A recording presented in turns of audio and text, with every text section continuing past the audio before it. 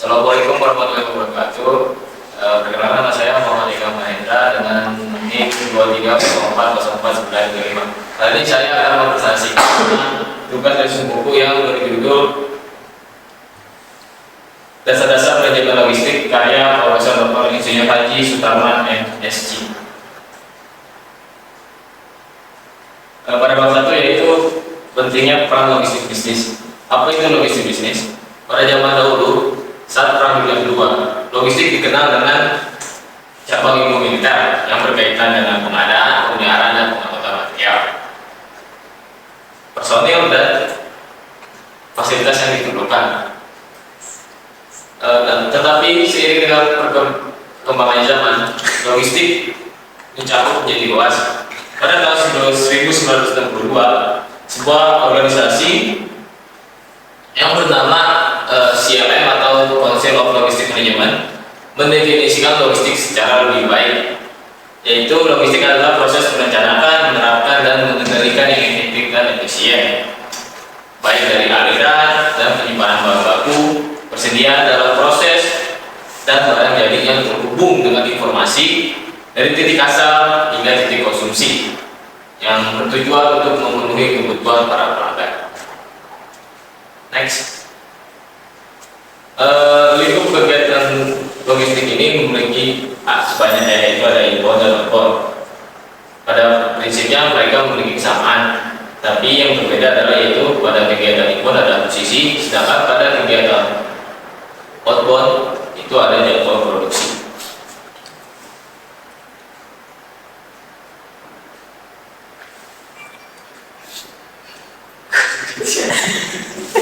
Logistik ini biasanya dilaksanakan dalam berbagai jenis usaha, baik manufaktur ataupun jasa dibangun berdasarkan dua kelompok kegiatan penting, yaitu kegiatan kunci dan yang kedua kegiatan pendukung. Next. Pada kegiatan kunci ini ada yaitu penetapan standar pelayanan atau customer service, yang dimana ini berfungsi untuk memberitahukan pelanggan terkait pelayanan yang diberikan. Lalu yang kedua ada manajemen transportasi, bagaimana cara menentukan moda-moda transportasi yang digunakan untuk melakukan pengiriman. Yang ketiga ada manajemen persediaan, dan yang terakhir yaitu pemrosesan pesanan. Next. Yaitu yang kedua ada kegiatan pendukung. Yang pertama adalah pergudangan, yang dimana kegiatan ini dilakukan untuk menyimpan bahan baku, baik yang sudah jadi ataupun yang masih mentah. Lalu yang kedua ada penanganan material, bagaimana cara mengangkut barang-barang tersebut yang akan dikirimkan. Lalu ada pembelian, dan yang terakhir ada pemeliharaan informasi. Next. Lalu bab kedua adalah customer service dalam logistik. Kebanyakan pelanggan terhadap suatu perusahaan agar meliputi aspek harga, mutu pelayanan, dan respon perusahaan dalam memenuhi atau melindungi kepentingannya. Definisi customer service logistik adalah merupakan tolak ukur sampai seberapa baik sistem logistik perusahaan dapat menghasilkan utilitas tempat dan utilitas waktu dari produk atau pula jasa yang dihasilkannya. Next. Berikutnya adalah faktor-faktor bauran pelayanan logistik, yaitu ada produk availability atau kesediaan produk, yang dimana customer service harus mengetahui kesediaan produk yang mereka buat. Lalu ada order cycle time atau waktu siklus pemesanan. Yang ketiga ada distribution system flexibility atau fleksibilitas sistem distribusi. Yang keempat ada distribution system informasi atau informasi sistem distribusi. Yang kelima ada distribution system magnification atau penggagalannya di dalam sistem distribusi. Dan yang terakhir yaitu dukungan network. Next. Bab 3 adalah transportasi dan logistik. Sistem transportasi adalah bagian terkait dari kehidupan manusia. Meskipun kebanyakan orang tidak menyadari betapa pentingnya transportasi itu. Transportasi bertujuan untuk memindahkan produk dari satu lokasi ke lokasi yang lain. Dalam hal ini dilakukan untuk mendatangkan produk dari asal, rantai pasok, hingga sampai di tangan konsumen. Next. Berikut ini adalah nilai-nilai mutu persatuan transportasi Indonesia yang dimuat dari extremely internasional standar. Kita bisa lihat ya nilai-nilai infrastruktur yang ada di Indonesia, baik itu jalan raya, kereta api, pelabuhan, dan transportasi udara. Next. Karakteristik moda transportasi yang pertama adalah truk adalah moda transportasi angkatan darat yang sangat populer digunakan. Keunggulan dari truk ini adalah mampu melayani door-to-door dan memiliki fleksibilitas tinggi. Selain truk, ada juga beberapa moda angkutan darat yang bisa melayani door-to-door seperti sepeda motor, bus van, dan lain-lain. Lalu yang kedua ada kereta api. Kereta api merupakan moda transportasi darat juga yang memiliki angkut daya yang tinggi dan jarak terjangkau yang jauh. Walaupun tingkat fleksibilitasnya rendah, namun ongkos ton kilometer rendah karena mampu mengangkut dengan jumlah besar dan jaraknya sangat jauh. Lalu yang ketiga ada kapal. Kapal merupakan moda angkutan laut yang dapat mengangkut berbagai ukuran, baik itu kecil, sedang, dan besar. Dengan daya angkut dan jelajah yang tinggi, walaupun tingkat fleksibilitas yang rendah, tapi bisa dilakukan untuk perdagangan internasional. Next. Lalu yang keempat ada pesawat. Pesawat merupakan moda transportasi angkutan udara yang paling cepat. Meskipun memiliki tarif yang sangat tinggi, tapi sangat cocok untuk mengangkut barang-barang khusus yang bernilai tinggi atau tingkat urgensinya yang tinggi dan kecepatan kirim barang yang memerlukan intensitas yang rendah. Lalu yang kelima ada pipa. Pipa merupakan transportasi moda baru.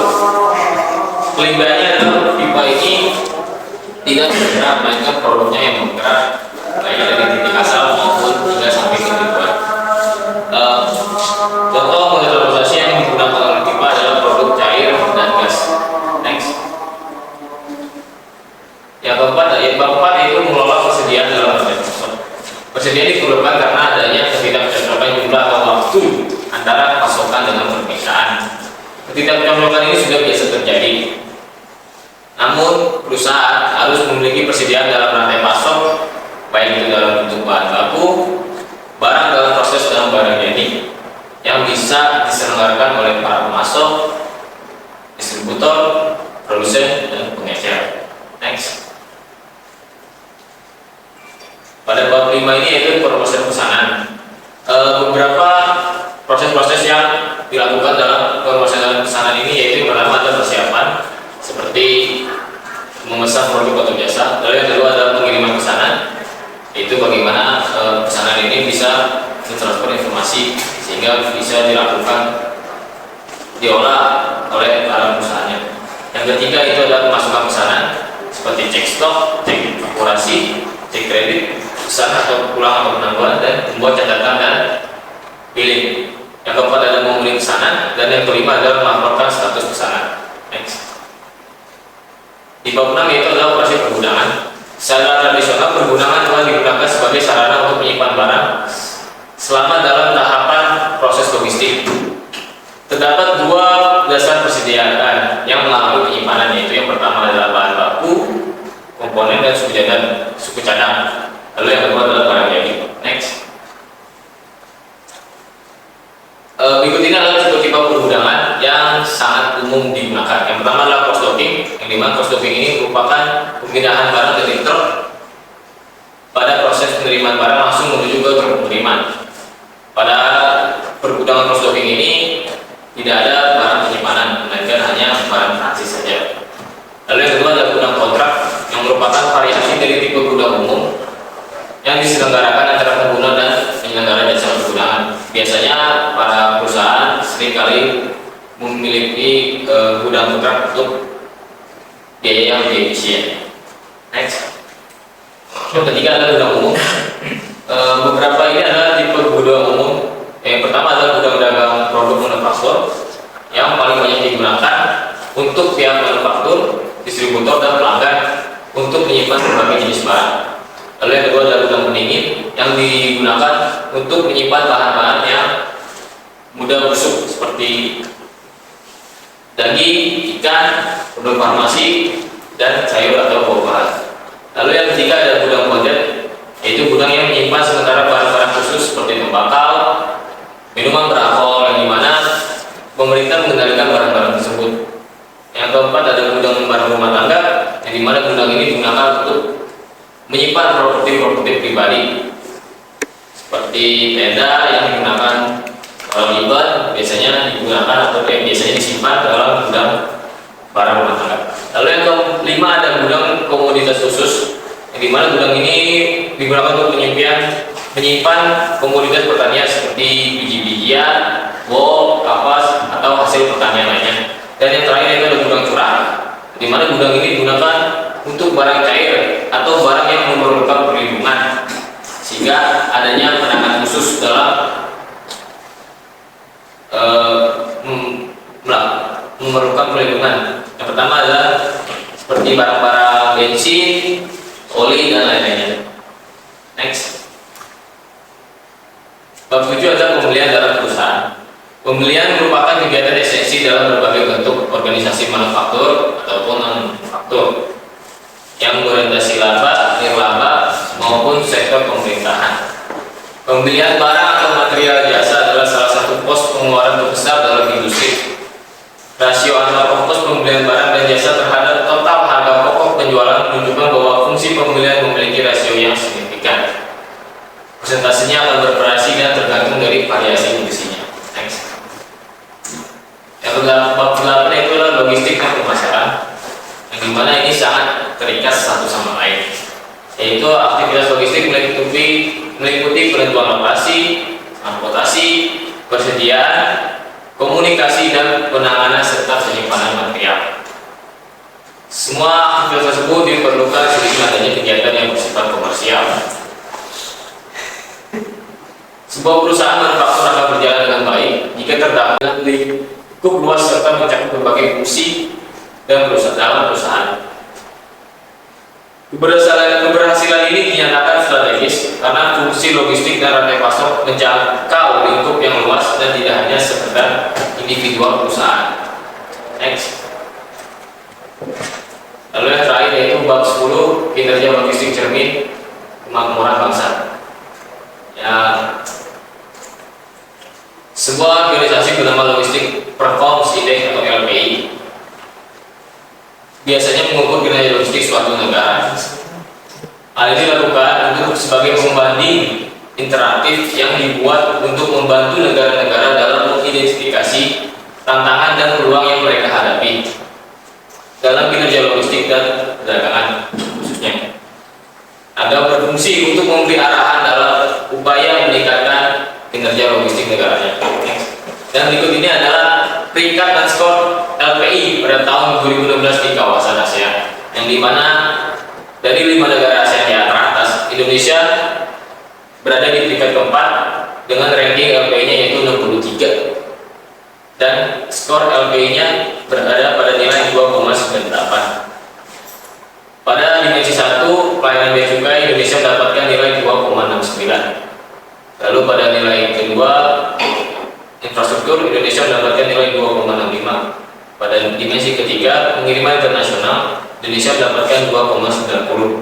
Pada dimensi keempat kompetensi logistik, Indonesia mendapatkan nilai 3. Lalu pada dimensi kelima penelusuran dan pelacakan, Indonesia mendapatkan nilai 3,19. Dan yang terakhir yaitu ketetapan waktu kirim, Indonesia mendapatkan nilai 3,46. Dengan adanya skor kinerja LPI ini, diharapkan negara atau pemerintah bisa meningkatkan kembali kinerja logistik yang ada di Indonesia khususnya. Amin. Sekian dari saya, terima kasih. Wassalamualaikum warahmatullahi wabarakatuh.